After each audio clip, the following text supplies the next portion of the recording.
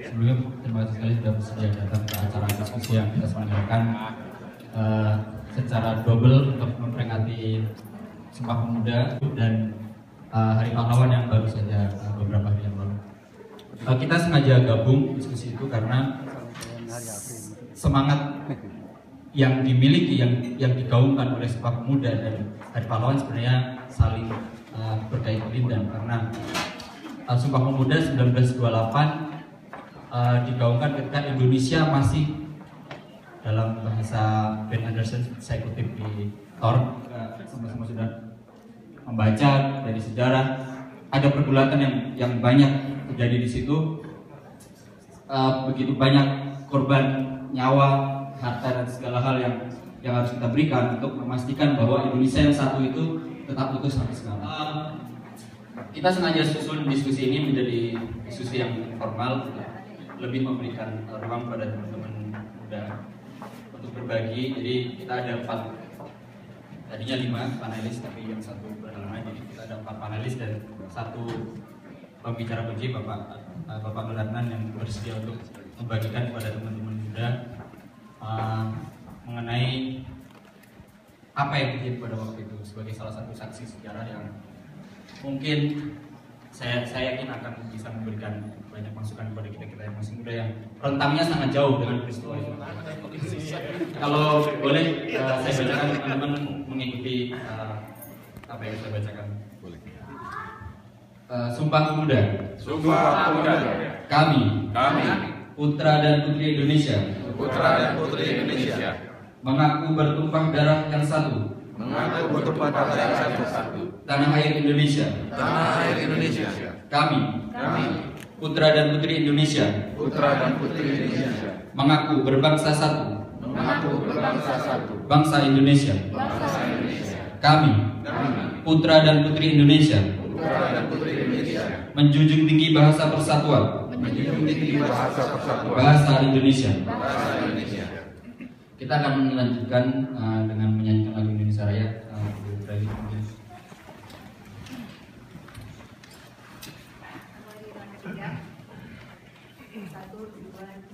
Cinta Indonesia Raya.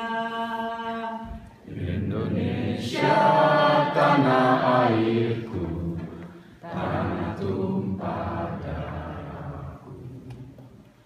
Di sanalah aku berdiri, jadi pandu ibuku. Indonesia kebangsaanku, bangsa dan tanah airku. Marilah kita berseru, Indonesia bersatu. Hiduplah tanahku, hiduplah negeriku, bangsaku, rakyatku semuanya. Bangunlah jiwanya, bangunlah badannya untuk Indonesia Raya. Indonesia Raya, merdeka, merdeka, tanahku, negeriku yang ku cinta. Indonesia Raya, merdeka, merdeka, hiduplah Indonesia Raya. Indonesia Raya, merdeka, merdeka, tanahku, negeriku yang ku cinta. Indonesia Raya, merdeka, merdeka, hiduplah Indonesia Raya. Terima kasih. Boleh sekalian kasih pengantar singkat untuk acara ini. Selamat pagi dan terima kasih kepada teman-teman, rekan-rekan dan juga Bapak Dewi yang terhormat, Bapak Muhammad, Adnan, Pak Haryo atas datangannya semuanya teman-teman di sini di pagi-pagi hari Sabtu. Saya rasa mungkin juga banyak yang tadi susah bangunnya ya, saya juga. Saya di sini atas nama mewakili Kedutaan Besar Republik Indonesia dan juga masyarakat Indonesia yang mengorganisir acara Hari Raya Peringatan Sumpah Pemuda dan Hari Pahlawan yang baru saja beberapa hari yang lalu kita rayakan. Tujuan dari kita mengadakan diskusi yang pagi ini kita diprakarsai oleh 3 organisasi, yaitu Kagama, Iluni, dan Permias. Dan alhamdulillah di sini ada perwakilannya masing-masingnya. Boleh berdiri mungkin yang dari 3 organisasi itu, silakan perwakilannya. Saya Kagama. Oh, ini Kagama. Permias, Ibu Fatin, dan dari Iluni. Oh, saling tunjuk-tunjukkan. Oke, jadi kita ada perwakilan dari ketiga organisasi pahlawan kita yang memperjuangkan kemerdekaan Indonesia untuk kita dalam konteks masa sekarang dengan segala tantangannya, dengan segala perubahan dalam masyarakat yang kita alami. Mungkin sedikit share aja, beberapa hari yang lalu saya datang ke yang Concert of Valor itu ya, yang di National Mall, dan saya agak terharu sedikit karena mereka itu benar-benar celebrate their heroes ya. Sementara kita kalau melihat nasib veteran kita agak miris karena mereka hidupnya benar-benar tergantung sekali dari dari subsidi pemerintah, dan itu juga nilainya cukup kecil. Jadi kembali ke kita sebagai generasi masa depan, bagaimana sih kita celebrate our heroes, bagaimana kita memaknai perjuangan mereka. Assalamualaikum warahmatullahi wabarakatuh. Selamat pagi, salam sejahtera bagi kita semua. Mari pertama-tama kembali kita panjatkan puji syukur kehadiran Allah Subhanahu wa Ta'ala, Tuhan yang Maha Esa, karena berkah, karunia, taufik dan hidayahnya lah pagi ini kita bisa berkumpul bersama-sama dalam keadaan yang baik untuk berdiskusi dan terus melakukan sumbangsih kita buat bangsa dan negara ke depan. Pak Nuragan yang kami hormati, Pak Dekan hadir bersama kita pagi ini, ada Pak Dekan dari ITB dan rombongan yang dalam rangka program di Amerika. Sebagaimana disampaikan oleh Mas Sohib tadi dan Mbak siapa tadi? Mbak Deli, ya, gagasan untuk mengadakan acara ini oleh Iluni, Kagama, dan Permias sungguh mencerminkan kecintaan, kepedulian dari berbagai kelompok masyarakat di sini terhadap arah usaha kita bersama untuk menjadikan Indonesia menjadi lebih besar ke depan. Kenapa kok Sumpah Pemuda dan Hari Pahlawan perlu kita cermati lagi, kita renungkan dan kita kontekstualkan untuk perjalanan bangsa ke depan. Apa sih arti Sumpah Pemuda tahun 1928 tadi sebagian sudah disampaikan? Itu merupakan tekad, komitmen, dan kesungguhan dari pemuda kita. Bayangkan tahun 1928 masih dijajah Indonesia, keadaan hidup sulit sekali, tingkat pendidikan masih rendah, and yet sudah ada kepedulian dari para pemuda untuk bersatu, berkumpul, mendeklarasikan sumpahnya. Arti penting dari Sumpah Pemuda pada saat itu adalah 2 hal, bahwa pemuda itu merupakan pemersatu, dan kedua, berbagai kelompok pemuda yang datang dari berbagai kelompok, suku, agama, ya, memilih Indonesia sebagai rajutan, sebagai satu kesatuan. Kalau kita tarik ke sini, bagaimana kita melihat sekarang Sumpah Pemuda ke depan? Momentum terbentuknya pemerintah dan kabinet yang baru ke depan, di mana dari hasil pemilu kita melihat sekali bahwa presiden dan kabinet yang bukan presiden pilihan rakyat, ya, dan program kerja ke depan merupakan program komitmen untuk kerja mengenai Senat mengeluarkan resolusi yang intinya menyambut baik semua kemajuan yang terjadi di Indonesia. Perjalanan 97 sampai 2015 itu merupakan bentuk konkret dari perubahan the way Amerika melihat Indonesia. Kalau kita lihat dalam 2 konteks ini, jadi mungkin dulu kita cuma melihat Amerika tuh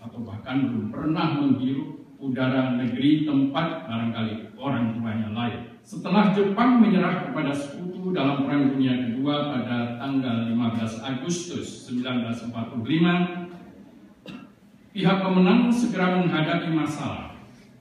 Bagaimana membebaskan warga mereka yang selama perang dikurung dalam kam-kam tawanan Jepang, bagaimana melucuti senjata tentara Jepang dan memulangkan orang-orang Jepang ke negaranya. Salah satu wilayah yang terdapat ketiga unsur itu adalah daerah yang pada waktu itu dalam kamus kutu bernama Netherlands East Indies, alias Hindia Belanda, alias Indonesia sekarang. Ketika Perang Dunia Kedua, wilayah ini termasuk daerah komando Panglima tertinggi pasukan sekutu Asia Tenggara di bawah Jenderal Lord Louis Mountbatten dari Inggris yang memiliki pasukan yang nantinya dikirim ke Indonesia. Sebelumnya, wilayah ini termasuk wilayah komando Jenderal MacArthur sebelum diadakan perubahan. Wilayah komando mereka di Indonesia tidak meliputi seluruh Netherlands East Indies, tetapi hanya terbatas di Jawa dan Sumatera. Arek Suroboyo ini, yang lahir 3 Oktober 1920 di Surabaya, juga mendirikan radio pemberontak yang tiap malam menyiarkan pidatonya yang berkobar-kobar, yang selalu diakhiri dengan takbir 3 kali dan pekik merdeka. Agaknya tidak berlebihan kalau dikatakan bahwa Bung Tomola setelah Bung Karno yang melalui pidato-pidatonya yang berapi-api berhasil membakar semangat rakyat tidak hanya di Surabaya tetapi juga di berbagai tempat di mana pidatonya bisa didengar, dapat menyadarkan rakyat untuk melawan setiap upaya kembalinya penjajahan Belanda seperti operasi tentara sekutu pada waktu itu, bukan nasionalisme bangsa Indonesia. Demikianlah yang dapat kami sampaikan. Wassalamualaikum warahmatullahi wabarakatuh.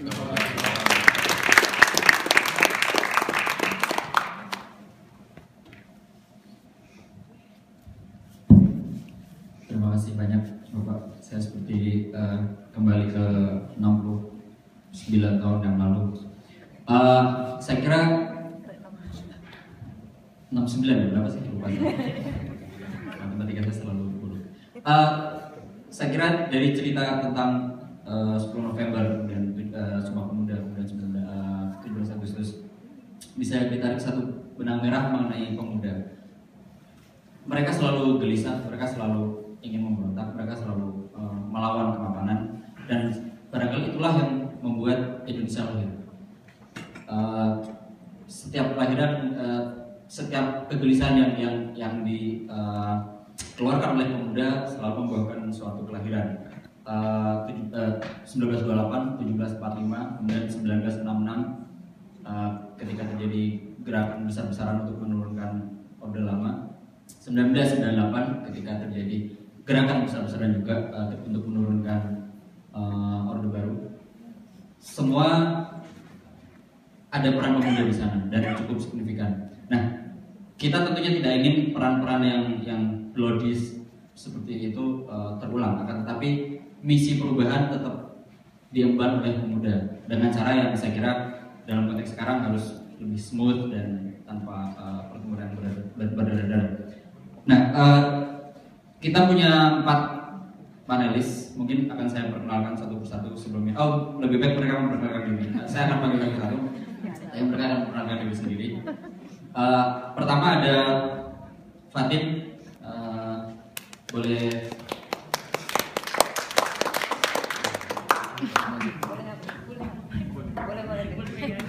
Boleh apa, Hip? Boleh apa? Oh iya, silakan memperkenalkan diri. Assalamualaikum warahmatullahi wabarakatuh. Nama saya Fatin. Nama saya Fatin. Saya di sini sebagai mahasiswa Indonesia, kuliah di University of Maryland di tahun yang terakhir belajar akuntansi. Dan saya juga sebagai ketua Permias untuk masa jabatan sekarang dan Masih muda kan? mudah. Yang kedua ada Gue juga masih yang muda. juga. Kelihatan Mbak? Saya juga masih muda. Kelihatan kok. Nama saya Debbie Sumual Petlis.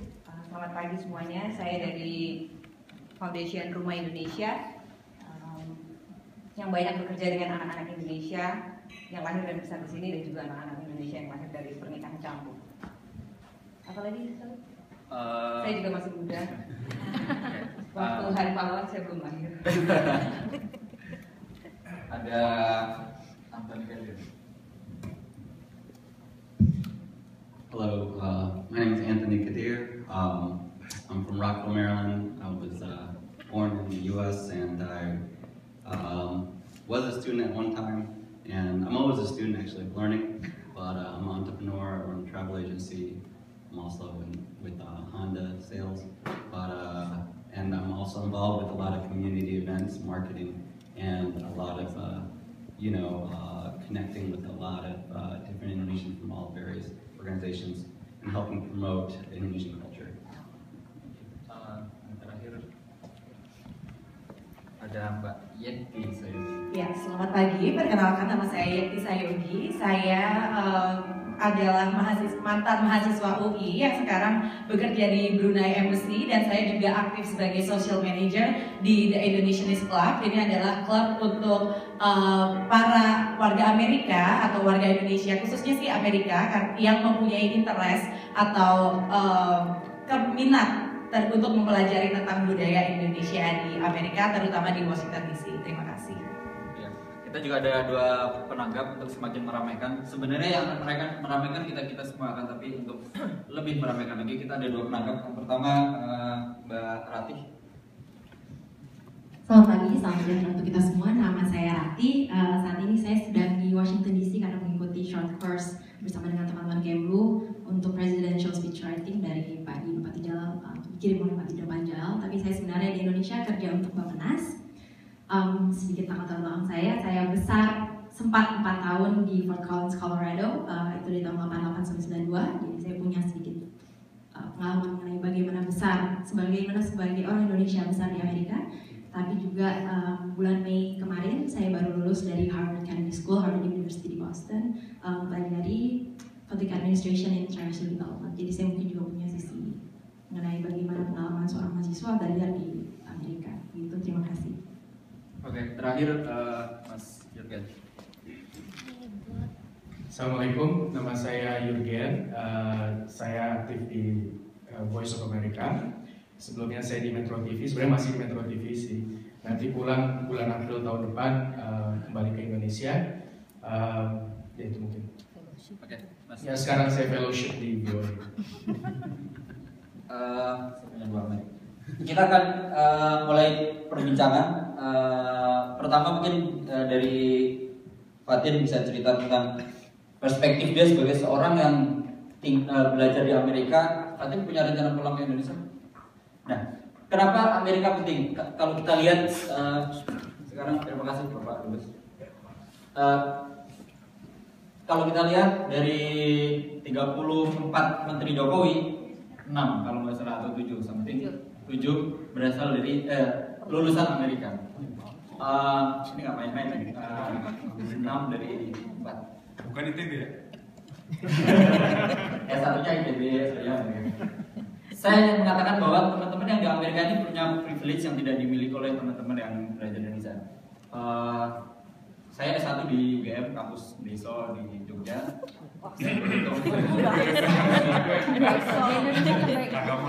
Dan beruntung bisa S2 ke sini. Tapi teman-teman yang S1 di sini sudah S1 di Washington DC, saya kira punya peluang lebih untuk terekspos dengan dunia luar, berinteraksi dengan dunia luar yang jauh lebih bagus, dan saya kira menjadi bekal yang sangat luar biasa ketika teman-teman ingin kembali ke sana. Saya di sini sebenarnya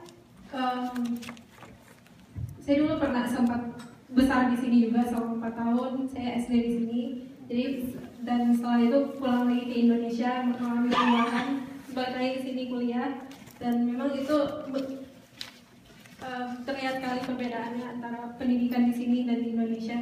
Di sini saya merasa budaya membaca itu sangat ditegaskan di sekolah, dan kembali ke Indonesia saya kehilangan budaya itu di sekolah-sekolah. Dan perbuatan baik yang orang lakukan, mereka mengucapkan terima kasih, seperti turun dari bus ride on, kita mengucapkan terima kasih kepada supirnya. Terus kedua itu sikap saling toleransi antara sesama di sini, karena orangnya sangat diverse. Mereka mempunyai sifat toleransi yang sangat besar antar sesama. Walaupun saya kerja di sini, siapa tahu saya bisa kerja di institusi internasional yang punya kontribusi kepada Indonesia. Saya tujuannya seperti itu, yang punya meaning untuk Indonesia sendiri. Kalau boleh Mbak Devi mungkin bisa cerita tentang pengalaman ini penting karena saya ambil mic. Mbak Devi ini aktif di Rumah Indonesia yang mengajarkan bahasa Indonesia kepada anak-anak di sini ya Mbak ya. Jadi kalau bisa baca yang di t-shirt saya, you can take me out of Indonesia, but you cannot take Indonesia out of me. Jadi saya pindah ke Amerika karena ikut suami. 8 tahun yang lalu saya pindah ke sini. Suami saya orang Amerika, kita bertemu dan menikah di Jakarta, dan saya punya anak hamil dan melahirkan di Jakarta. 2 tahun yang lalu, saya dan beberapa teman orang Indonesia, semuanya wanita di sini, kita berpikir untuk membuat sebuah wadah buat anak-anak. Padahal buat banyak dari mereka yang nggak punya anak sebenarnya. Buat anak-anak Indonesia untuk tidak lupa dengan root mereka. Tetapi kita ingin wadah ini tidak berbasis agama dan tidak berbasis suku. Karena sebenarnya ini dengan kelas bahasa Indonesia itu bukan apa sih goal kita, bukan supaya anak-anak saya itu supaya bisa ngomong dalam bahasa Indonesia lancar atau bisa ngomong sehari-hari. Enggak juga, karena yang lebih dalam daripada bisa belajar, bisa ngomong bahasa Indonesia adalah mereka tahu mereka itu siapa. Itu yang ada di sini. Itu emosi yang ingin kita tularkan ke anak-anak. Jadi mungkin aku struggling banget. Anak saya umur 8 tahun struggling untuk bisa ngajarin dia bahasa Indonesia. Tapi mereka tahu, mereka lihat ibu-ibu kita tiap Sabtu bikin kelas bahasa Indonesia, nganter kita, nunggu kita. Itulah yang mereka nanti akan appreciate setelah mereka dewasa. Resistensinya sangat besar. Anak-anak Amerika, bukan anak Indonesia yang nurut gitu. Resistensinya sangat besar dan mereka bisa bilang, why do I have to learn Indonesian? Orang kita nggak ngomong bahasa Indonesia di sekolah. Tapi yang penting suatu hari saya sedang jalan-jalan sama anak saya yang, bahasa Indonesianya cuma bisa ibu sama iya. Udah, sampai suami saya bilang, you gotta say more than iya. Ya. Tapi suatu hari kita jalan dan ada orang yang cangki gitu ya di mall, pasti gini, ibu gendut. Saya bilang, oh my god, hebat tuh bisa ngomong gendut ya. Saya nggak peduli kalau dia bisa ngatain orang. Tapi yang penting dia bisa ngomong bahasa Indonesia, dan dia lihat reaksi saya yang excited hanya karena bisa ngomong gendut aja. Itu tuh buat dia kayak makanan, siraman rohani. Wow, ternyata memang saya di-appreciate, bisa tahu satu-satu ini aja luar biasa gitu, senangnya. Dan yang penting dari bahasa adalah, saya kira Indonesia, saya nggak tahu, tapi ini perkiraan saya, satu-satunya negara yang menemukan sendiri bahasanya demi untuk menyatukan banyak banyak kultur yang berbeda. Orang mungkin akan heran kenapa Indonesia yang sebenarnya sangat beragam dari segi apapun, you name it, bahasa, kultur, agama, apapun lah, cara hidup segala macam, bahkan terdiri dari ribuan pulau, bisa menjadi satu negara yang sepakat untuk menjadi satu. Ketika di Eropa pun seperti tadi Pak Arman bilang, bahkan sampai sekarang pun negara-negara maju pun masih bermasalah dengan itu. Tapi kita dengan cantik dan mungkin tidak mudah ya, bisa menemukan satu bahasa yang kita sepakati untuk tetap. Tadi, can you share with us your experience and how you feel about Indonesia as someone who was born here and raised here? Have you been to Indonesia? Yeah. And how do you feel about visiting Indonesia? Bahasa Indonesia. Well, thank you, Shahab. Assalamualaikum warahmatullahi wabarakatuh. So here's the thing. Like I said, I'm like the only probably person that's probably born here and raised here. So I think Shoaib wanted me to tell a story, or maybe an idea of my upbringing of coming here to America or living here in America. My father, of course, immigrated back in the 1970s, early 70s. Shahir Kadir. So he kind of came, immigrated here, but he also kind of established a foundation with the Indonesian community, where as promoting the culture through his the Indonesian restaurant that he established back then. I think it was Bali restaurant. Bali? Yeah, that was in the establishment, Imam. But with that, having said that, a lot of this, having built a family here with my brothers. We attended a lot of different events, and integrating with a lot of other Indonesians as the population of Indonesians started establishing, and they're more populated. As the years went by, I felt more connected in understanding the Indonesian culture. And my bahasa, aku bisa bahasa Indonesia. Sedikit tapi bisa lancar kalau aku forced to. So, as a travel agent. Yeah, I have Indonesian clients through my travel agency and throughout the whole U.S. So at times I have to aku harus komunikasi sama clientele. So the thing is, integrating, despite me not traveling, I'm living here and born here. Being exposed with the Indonesian community, the culture, the music, the performances, the arts, the batik, the people, and the spices through the food. I felt, compelled and connected as I visited ever so often to Indonesia. I even felt more compelled and connected to the country and my family in Indonesia, as I still have a lot of family in Indonesia, and of course in the U.S. that my father brought me. I feel like I owe, people in Indonesia to impact, because we have such an opportunity here in America, and so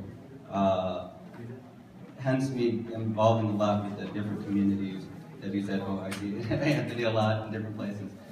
Despite my busy schedule, I still find my time to kind of give back, either through promoting, through my skill, my ability to market or communicate, through online or social media, to promote, because I feel that connection, that deep root that my father brought.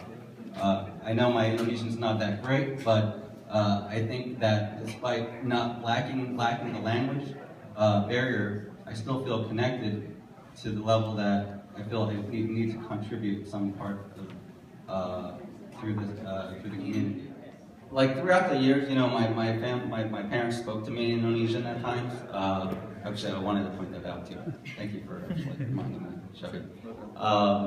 And so, throughout the years when my father was with me and we spoke Indonesian when I was growing up, at times, not always. Ya, beliau cerita banyak sekali tentang revolusi seperti itu. Jadi saya banyak mendengar cerita dari beliau. Tapi ini saya tidak akan bercerita tentang bapak saya, tapi saya akan bercerita tentang diri saya aja ya. Karena kali cerita bapaknya. Oh ya, nanti kita berdua aja, gimana sih? Oke.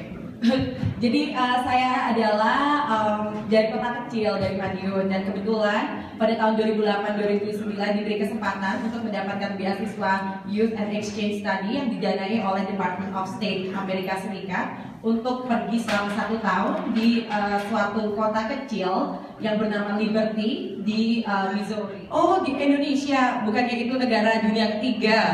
Kamu ke rumah, kamu berangkat ke sekolah naik gajah. Kamu tinggal di gubuk ya? Emang ada listrik di sana? Nah, pada saat itulah rasanya saya seperti dipantik Kalau melihat quote dari apa yang pernah disampaikan Pak Nur Adnan tadi barusan, bahwa nasionalisme itu adalah cinta. Kalau menurut saya benar Pak. Tapi kadang-kadang cinta itu kita nggak semua orang tuh ngerasa kalau kita tuh cinta sampai ada yang bikin kita jealous atau yang bikin kita marah. Nah, pertanyaan itu tadi yang bikin saya ngerasa, oh saya tuh orang Indonesia, saya nggak cuma orang Madiun, kota kecil yang nggak ngerti apa-apa, ngomong bahasa Jawa, nasi pecel buat sarapan tiap hari, bukan gitu. Nah terus itulah sebenarnya Mas Syaugi sini memberikan saya materi untuk disampaikan, bukan materi sih, kayak guidelines aja di TOR untuk membahas tentang kosmopolitanisme dan nasionalisme ya. Tidak harus diikuti sih kalian. Iya, tapi ya kalau ditarik garis besarnya antara nasionalisme dan kosmopolitanisme sendiri, menurut saya adalah kesadaran akan sense of belonging kepada entitas yang lebih besar gitu. Kalau Sumpah Pemuda contohnya, mereka semua dari Jong Celebes, dari Jong Java, Jong Sumatera, segala macam, mereka sadar mereka bukan hanya untuk diri mereka sendiri, tapi ada something bigger, a bigger entity, bigger than them, yang sebenarnya itu yang mencakup mereka, yaitu Indonesia. Nah, saat ini dengan adanya dunia yang sangat tidak terbatas, adanya moda transportasi, komunikasi, teknologi yang semakin advance, yang memudahkan manusia untuk berpindah tempat, berkomunikasi, dan menjalin networking dengan orang dari berbagai asal negara dan juga nasionalisme, menyadarkan kalau kita ini bukan hanya seorang Indonesia, tapi kita juga adalah warga dunia, gitu, global citizen. Oleh karena itu kita, menurut saya menanggapi nasionalisme adalah sebagai suatu identitas.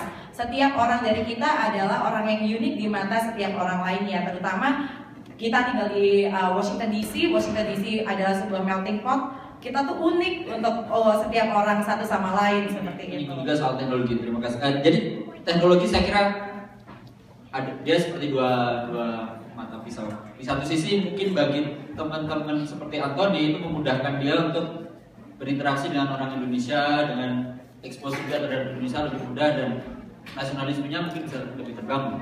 Tapi di sisi lain bagi teman-teman kita yang di Indonesia itu juga justru bisa sebaliknya menggerus afiliasi emosional dia terhadap Indonesia ataupun terhadap kampung halamannya. Sebenarnya ada isu lain yang lebih penting kita address sebelum masuk ke kosmopolitanisme, yaitu pluralisme. Menurut saya nasionalisme bukan sekedar identitas, itu penting, tapi Indonesia itu termasuk Sumpah Pemuda itu penting karena juga kita itu berbeda tapi kita satu. Saya bicara karena saya datang dari minoritas, saya seorang Katolik yang besar di tanah Pasundan, orang tua saya Jawa. Dan menurut saya nasionalisme yang tumbuh dalam diri saya sehingga saya sekarang bersedia menjadi seorang pegawai negeri di Bappenas. Lepas dari mungkin saya bisa aja, kemarin saya lulus dari Harvard, bisa saya kerja di Bank Dunia, tapi saya milih untuk kembali dan mengambil. Itu menurut saya. Bener sih, jangan buka kartu dong di sini. 5 tahun lagi lo udah keterima lo. Makanya saya bilang kosmopolitanismenya ditunda 5 tahun lagi. Menurut saya peran besarnya dari keluarga. Jadi mungkin saya berusaha mengintisarikan juga semua masuk hal-hal yang tadi diungkapkan oleh teman-teman. Umur 3 tahun sampai dengan 7 tahun saya besar di Fort Collins, Colorado. Itu ayah yang ketika itu studi di Colorado State University. Dan ketika tinggal di sana, saya mungkin baru bisa mengucapkan 20 kata bahasa Indonesia. Kemudian saya harus keluarga dalam menanamkan identitas kecintaan terhadap bahasa sejak dini, sehingga kita kembali ke tanah air pun cukup 2-3 bulan untuk menyesuaikan, dan kita pun kemudian tiba-tiba merupakan bahasa Eropa, tapi ke Bali, ke Manado untuk melihat inilah Indonesia ini. Jadi Indonesia itu bukan cuma kamu, gerejamu, dan keluargamu yang Jawa, tapi Indonesia adalah saudara-saudaramu yang Muslim, saudara-saudaramu yang di Papua, saudara-saudaramu yang di Medan, dan sebagainya. Dan secara bertahap ketika kami sudah diperkenalkan kepada budaya tadi tersebut, kami dianggap siap sehingga SD dan SMP kebetulan saya pergi ke sekolah Katolik. Tapi kemudian SMA kami dipaksa ke sekolah negeri, saya ke SMA 3 Bandung. Dan orang tua saya ketika saya menanyakan yang saat sekarang sudah dewasa, saya menanyakan kenapa dulu kami disuruh sekolah negeri. Dan mereka bilang itu ada strateginya, karena mereka ingin kami menguji mungkin untuk hal itu lebih ke menguji iman saya sebagai seorang Katolik di tengah mayoritas Muslim gitu. Kamu akan tinggal di negara yang mayoritas Muslim. apakah kamu akan tahan uji dan bagaimana kamu menjadi terbuka terhadap pandangan yang berbeda. Dan itu yang saya alami, bukannya jadi menurut saya pluralisme itu bisa dianut oleh seseorang karena dia itu tidak takut pada suatu karena semakin kesini peran pemerintah itu semakin kecil, akan tetapi harus semakin efektif. Dia harus benar-benar mengerti apa yang dia kerjakan, harus benar-benar tahu apa yang dibutuhkan oleh Indonesia. Karena intervensi pemerintah tidak lagi seperti dulu yang seenak mau gua semua bisa saya ini. Dia harus berbagi peran dengan swasta, dia harus berbagi peran dengan negara lain, sehingga harus orang-orang terbaik yang memegang kendali pemerintahan, dan orang-orang terbaik berhak mendapatkan reward yang terbaik. Maksudnya mungkin Bappenas bisa menyarankan anggaran untuk gaji pegawai negeri dinaikkan. Yang menanggapi soal bahasa tadi ya. Yang menjadi concern saya sebenarnya banyak orang Indonesia itu berpikir kalau dia bisa bahasa asing maka dia tidak nasionalis. Sebenarnya itu masih banyak ada di sekitar kita. Saya menghargai orang yang mengajar di bahasa Indonesia, tapi orang yang mengkritik orang yang belajar bahasa asing itu menurut saya lucu. Pertama adalah kalau Anda bilang orang berbicara dalam bahasa asing maka tidak nasionalis, maka dia bilang Bung Karno itu orang yang paling tidak nasionalis karena dia bisa bahasa Inggris, bahasa Jerman, bahasa Prancis gitu, dan banyak bahasa lain. Jadi mengaitkan dengan tor yang diberikan oleh Mas Sohib, salah satunya adalah globalisasi. Globalisasi itu tidak mengundang Anda. Globalisasi memaksa Anda untuk datang gitu. Dan itu konsekuensi bahwa kalau dalam globalisasi orang cuma bisa bahasa ibunya saja, Anda bisa nggak survive gitu. Dulu sebelum Pancasila lahir, Bung Karno itu sebelum Pancasila itu lahir ada butir-butir yang disampaikan oleh Bapak pendiri bangsa misalnya Muhammad Yamin. Salah satu butirnya adalah internasionalisme. Yang sekarang kenapa itu dimasukkan ke dalam permukaan undang-undang? Artinya diskusi soal ini sebenarnya sudah ada zaman Bung Karno dulu gitu, soal bagaimana warga Indonesia itu punya kewajiban terhadap warga dunia dan sebagainya. Ini bukan sesuatu yang baru. Ada satu hal yang menurut saya tidak diangkat misalnya oleh media nasional terkait presiden yang baru ini ya. Terakhir dalam APEC kemarin di Tiongkok. Satu hal adalah ada pergeseran yang luar biasa besar yang tidak diangkat oleh media ke publik, yaitu soal cara pandang pemerintah Indonesia menghadapi globalisasi.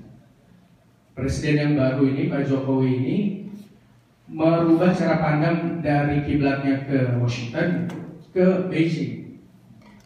Dan ini pergeseran yang luar biasa penting. Kenapa? Karena menurut saya setelah reformasi baru presiden ini yang merubah cara pandang itu secara tegas. Pak SBY, Bu Mega itu gak pikiran karena kiblatnya sudah ke Washington. Ini terang salah satu kebanggaan saya bisa berkumpul dengan para pemuda ya, para calon pemimpin masa depan Indonesia.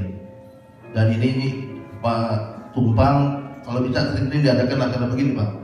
Jangan bukan karena Oktober 28 dan 10 November gitu. Membaca judul diskusi kita pada pagi tadi, saya jadi timbul pertanyaan gitu. Judulnya merajut kembali nasionalisme kita. Memperkuat rajutan. Hah? Kalau nggak salah yang saya baca di Facebook saya itu merajut kembali nasionalisme kita. Jadi saya punya kesan nasionalisme kita selama ini memang masih terkoyak, masih sobek apa gitu. Nah ini mungkin nanti perlu diskusi lanjutan ya. Ini salah satu Mas cara pandang kita ataupun cara kita berpikir ke masa sudah dirajut dengan Sumpah Pemuda itu gitu. Jadi kalau masih ada dikotomi seperti itu, kita gampang digoyang-goyang gitu. Disinggung aja masalah minoritas, ribut. Disinggung masalah mayoritas, ribut. Jadi kalau sudah bicara masalah nasionalisme, kita semua ini satu bangsa gitu. Kita satu bahasa. founding father kita Soekarno dan Hatta. Pak Presiden kita sekarang adalah Pak Jokowi. Tinggal landasan. Ya, masalah-masalah yang nasionalisme ini aja masih juga jadi pertanyaan gitu. Saya salut dengan pendapat Yu ya, saya setuju banget gitu. Jadi ini bagaimana kita ke depan, ya, terutama kepada Anda yang muda-muda yang sekolah di sini ya, Anda lah yang akan memegang tumpuk pimpinan negara republik kita gitu. Nah, kembali lagi masalah nasionalisme. Kalau seandainya saya masih jadi warga negara, sekalipun umur saya nanti 80 tahun, mungkin saya nggak akan pegang paspor US. Saya akan tetap jadi rakyat Indonesia, bangsa Indonesia yang tinggal di Maryland. Dan saya inginkan anak-anak saya yang keturunan dari Indonesia menjadi pemimpin Amerika Serikat. Itu harapan saya. Nah, kepada Anda yang pulang, itu kewajiban Anda gitu loh. Bagaimana mewarnai rakyat kita yang di Indonesia itu, ya seperti apa? Warna bangsa-bangsa dan pemimpin kita zaman-zaman dulu gitu loh. Yang disegani oleh dunia. Agus Salim, ya banyak lah. Pak Nur Atan lebih tahu ya. Selamat siang semuanya, Bapak Ibu, adik-adik, mahasiswa. Saya Miming Miharja, kebetulan sekali ini sedang jalan-jalan di sini. Bertiga kami dari Institut Teknologi Bandung. Jadi, ya katakanlah ini kontribusi dari ikatan alumni ITB barangkali ya, tadi soalnya belum ikutan ya. Jadi kita ingin sumbang pikiran sedikit. Nah, saya tertarik dengan keyword yang terakhir Mas Sohib sampaikan barusan, adalah bahwa tantangan real kita di dalam pengejawantahan semangat nasionalisme dalam masa kekiniannya adalah lebih pada tataran praktisnya, harus seperti apa kita berbuat. Kalau secara prinsip dan filosofi, saya kira apa yang tadi disampaikan oleh teman-teman luar biasa sekali baiknya. Mbak Rati, tadi Mas juga menyampaikan tentang pentingnya kita menguasai teknik komunikasi dengan penguasaan bahasa Inggris yang baik, itu sangat baik sekali. Nah, saya ingin sedikit berbagi barangkali dari perspektif bidang kami di ITB harus sadari bersama. Kalau saya perhatikan teman-teman yang sekolah di luar negeri, di Amerika, di Eropa dan sebagainya, para engineer lulusan ITB yang sangat potensial kemampuan teknologinya, banyak yang mengalami persoalan ketika kemampuan keilmuannya itu akan dipraktekkan di Indonesia untuk membentuk suatu kekuatan real produksi. Ya, fenomenanya adalah sebagian dari teman-teman memutuskan untuk mengambil langkah pragmatis saja kan, bekerja di perusahaan-perusahaan yang sudah well established ya, yang tentu saja kapitalnya dikuasai oleh negara yang sudah maju. Nah, saya ingin mengajak teman-teman mahasiswa di sini untuk melihat gap itu, untuk mari kita isi bersama. Tentunya tidak harus itu dikerjakan atau tidak bisa itu dikerjakan hanya oleh para engineer-nya sendiri, tapi teman-teman yang ada di sektor bisnis misalnya, di sektor marketing, kemudian capital recruitment ya, yang bergerak di ilmu finance seperti tadi ada yang di akuntansi dan sebagainya. Mari kita sadari untuk mengkonsolidasikan kekuatan kita, mengisi gap itu. Sama teknis barangkali tema yang merajut update adalah memperkuat rajutan, Pak. Jadi rajutannya kan tidak koyak, Pak. Cuman ini kita perkuat supaya lebih kuat aja. Ada respon lain dari. Assalamualaikum warahmatullahi wabarakatuh. Selamat pagi teman-teman semua. Sudah siang. Saya cuma sedikit merespon masalah penggunaan bahasa. Tadi Mas dari VOA saya Yugen menyatakan bahwa seolah-olah kita itu sepertinya nggak begitu suka berbahasa Inggris. Saya kira bukan itu pokok permasalahannya. Yang jadi pokok permasalahan adalah di mana kita mencampur adukan bahasa yang Indonesia itu dicampur dengan kata-kata bahasa Inggris sehingga orang tersebut kelihatan lebih akademik, lebih intelektual gitu ya. Ini namanya fikinisasi. Ya, jadi seperti itu. Nah, itu saya kira mungkin tujuannya supaya tidak lebih intelektual atau gimana ya. Dalam hal ini kenapa mereka itu berbahasa Inggris bisa komunikasi lumayan panjang gitu. Itu karena ada manfaatnya untuk hidupnya mereka di situ yang berkaitan dengan pariwisata dan turis. Nah, sekarang kita belajar bahasa Inggris di kota misalnya Kota Malang atau Sidoarjo itu, terus kita ngomong bahasa Inggris belajar keras, terus untuk apa ya? Terus manfaatnya juga nggak banyak, gitu ya. Nah, sekarang itu mungkin perlu suatu program di mana bahasa Inggris itu seperti dibudayakan dan seperti diwajibkan dan ada manfaatnya untuk kehidupan dan masa depan semua orang atau keluarga yang tinggal di daerah dilakukan oleh rakyatnya. Program yang dicanangkan oleh pemerintah itu bermanfaat untuk kepentingan dan hajat orang banyak dan ada manfaatnya untuk kehidupan dan kesejahteraan mereka. Saya kira itu. Terima kasih. Assalamualaikum. Terima kasih Mas Firman. Saya baru tahu untuk bahasa Indonesia ada berapa 83.000. Makanya gampang. Mas. Saya dulu waktu SMP itu sering lihat di toko buku kamus 1 juta kata. Kamus itu kayaknya bohong ya. Itu di Jogja ya? Iya. Bahasa Jawa berarti. Bahasa Jawa. Oke, saya Yeri dari Ohio University. Saya memberikan sedikit tanggapan. Jika ada di antara kita yang keberatan bahwa tidak ada masalah dengan nasionalisme kita, itu bohong. Kenapa? Karena yang namanya nasionalisme itu adalah sesuatu yang harus terus diperdebatkan. Jadi jangan kita menganggap nasionalisme itu sebagai sesuatu yang fix atau sesuatu yang sakral yang kita tidak boleh mengkritiknya. Gitu. Karena saya pikir nasionalisme itu memiliki banyak wajah. Kemudian soal apakah orang Indonesia itu harus stay di Indonesia atau harus aktif di luar. Saya pikir harusnya keduanya. Saya setuju bahwa banyak SDM kita yang katakanlah kuliah di luar negeri untuk pulang ke Indonesia dan membangun.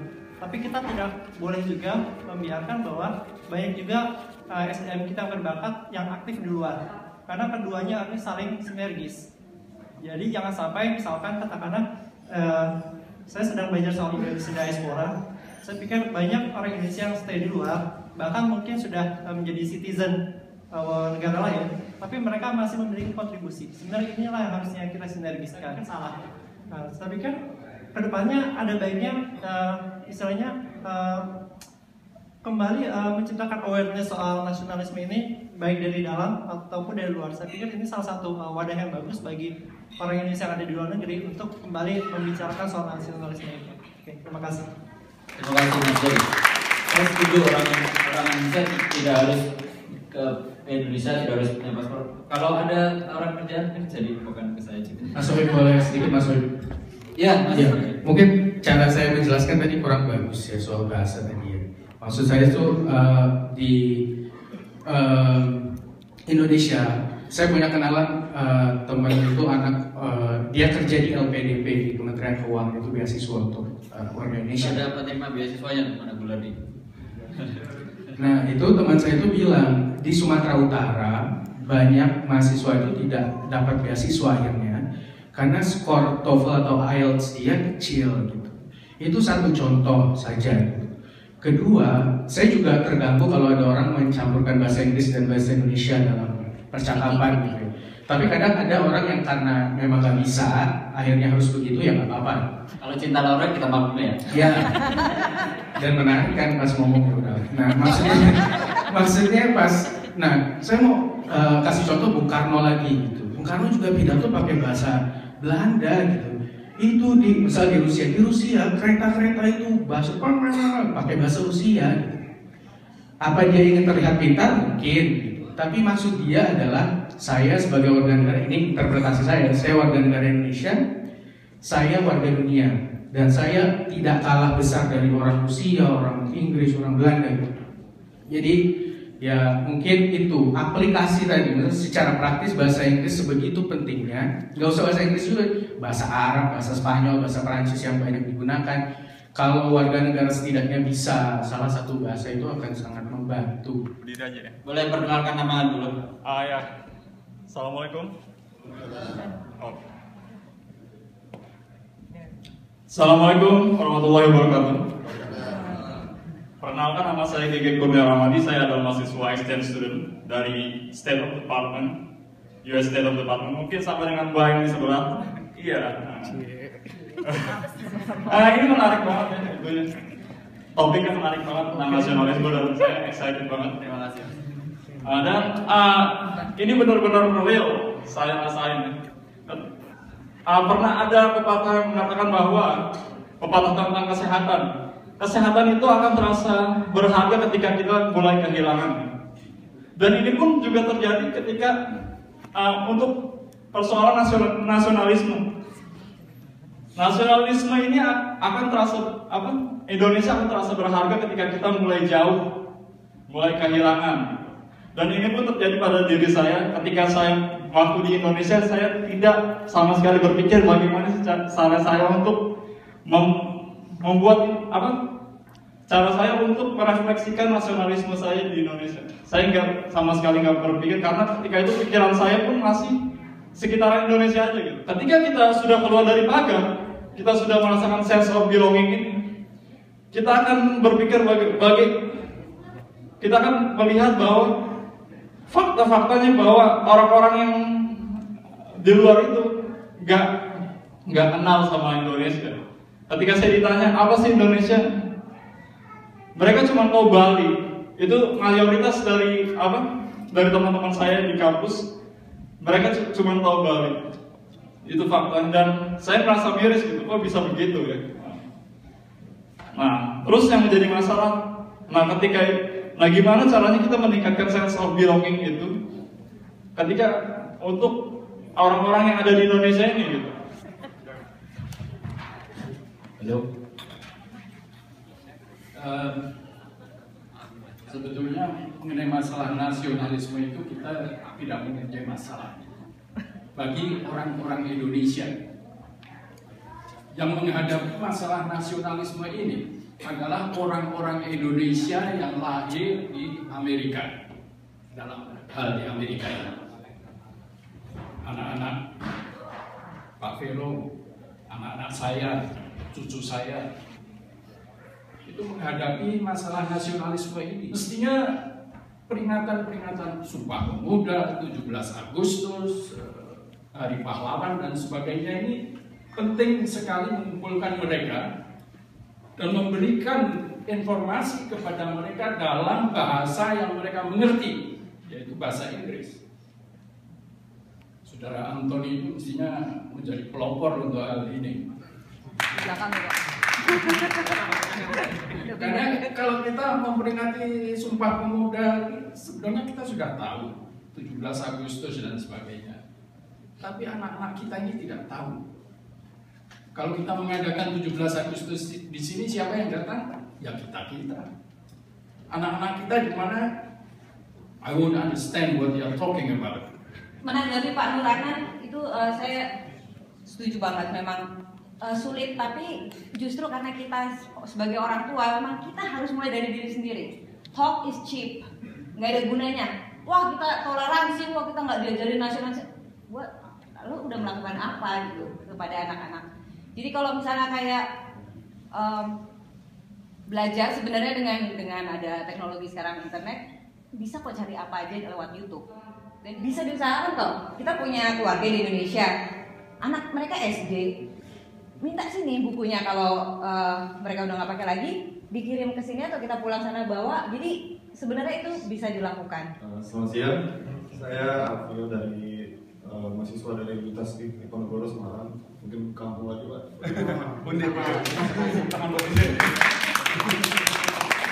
Saya di sini mau menanggapi masalah yang tadi Mas Gigi berikan, yang masalah orang bule kalau Indonesia dengan Bali. Sebenarnya ya oke Bali, karena Bali itu termasuk salah satu yang terkenal di Indonesia dan itu mempunyai pantai yang bagus sekali. Ya kata orang-orang sih sama dengan Hawaii. Nah mungkin untuk daerah-daerah lain seperti Jogja, Semarang, yang kampung tadi, itu nggak dikenal sama orang-orang bule, mungkin karena promotionnya kali. Karena pembangunan di Indonesia itu sangat tidak merata. Contoh kayak Jakarta, semua ada di Jakarta, serba ada. Seperti kayak gedung pendidikan yang besar, perpustakaan yang di UI yang gede gitu. Kenapa nggak ditaruh di daerah? Kayak di daerah contoh di Malang.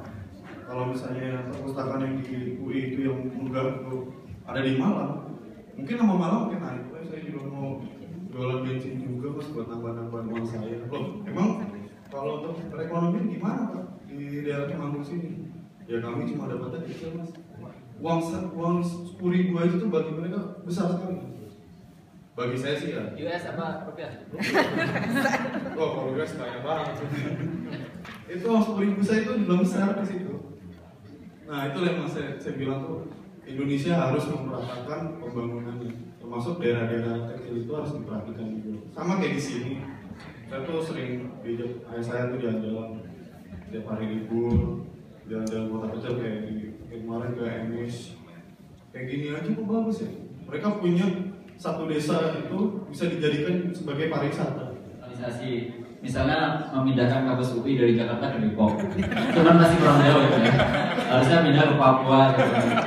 Ya saya kira kita sudah waktu kita sudah habis. Terima kasih sekali atas partisipasi Bapak Ibu teman-teman sekalian. Mudah-mudahan ini menjadi langkah yang baik untuk ke depan.